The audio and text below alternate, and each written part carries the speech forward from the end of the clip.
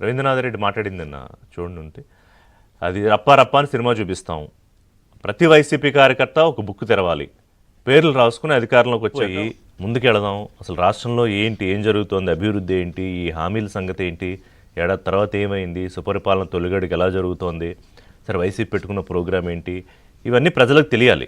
సరే మనం చెప్తాం అనుకోండి, మిగతా న్యూస్లో ఎట్లాగూ చర్చల్లో కూడా దాని ప్రోగ్రెస్ గురించి మాట్లాడదాం అనిపిస్తుంది. కానీ ఎవరో ఒకళ్ళు వస్తారు, ఈ రప్పా రప్ప తీసుకొస్తారు. ఎందుకంటే నేను మళ్ళీ చెప్తున్నా, యాక్సిడెంటల్గా మాట్లాడట్లేదు, ఇది చాలా ఇంటెన్షనల్గానే మాట్లాడుతున్నారు. రవీంద్రనాథ్ రెడ్డి ఆ కడపలో ఏమన్నారు ఒకసారి విందాం. జగన్మోహన్ రెడ్డి గారి ఫస్ట్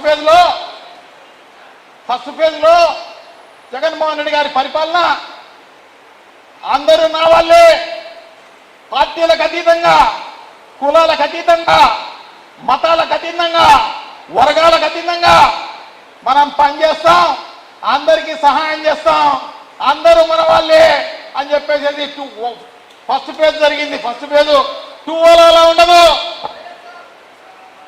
2 అలా ఉండదు.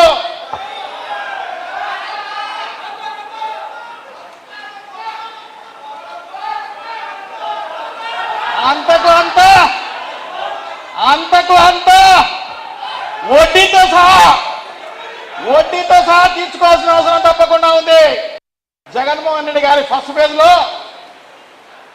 ఫేజ్లో జగన్మోహన్ రెడ్డి గారి పరిపాలన అందరూ నా వాళ్ళే, పార్టీలకు అతీతంగా, కులాలకు అతీతంగా, మతాలకు అతీతంగా, వర్గాలకు అతీతంగా మనం పనిచేస్తాం.